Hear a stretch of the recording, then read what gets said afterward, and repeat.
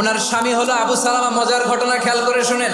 উহুদ যুদ্ধের পরে ওনার স্বামী আবু সালামা ইন্তেকাল করলো, শহীদ হলো। উম্মে সালামা রাদিয়াল্লাহু তাআলা আনহা ওনার প্রাণ প্রিয় স্বামী আবু সালামার ইন্তেকালের পরে চোখের পানি ছাড়ে আর পড়ে ইন্না লিল্লাহি ওয়া ইন্না ইলাইহি রাজিউন। যেহেতু বিশ্বনবী বলেছেন কেউ যদি বিপদের প্রথম ধাক্কায় পড়ে ইন্না লিল্লাহি ওয়া ইন্না ইলাইহি রাজিউন, আল্লাহুম্মা আজুরনি ফি মুসিবাতি ওয়া আখলুফ লি খায়রাম মিনহা, তাহলে এই বিপদে যে সে যা হারালো তার চেয়ে শ্রেষ্ঠ কিছু দিয়ে আল্লাহ তার বদল দিয়ে দিবে। এই হাদিস শুনে বারবার এই দোয়া পড়ে চোখের পানি ছাড়ে আর মনে মনে বলে আবু সালামার মতো ভালো মানুষ মদিনাতে নাই, তার চেয়ে ভালো মানুষ কি করে আল্লাহ তাআলা আমারে দিবে, তার চেয়ে ভালো মানুষ তো আমি মদিনাতে দেখি না। কি আজীব তামাশা, কি অবাক করা ঘটনা।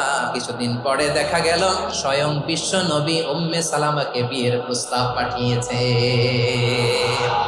উনি রাজি হয়ে গেলেন, বিয়ে হয়ে গেল, উনি হয়ে গেলেন উম্মুল মুমিনিন, আমাদের মা, পুরো মুসলিম উম্মার মা। চিৎকার করে বলেন আল্লাহু আকবার।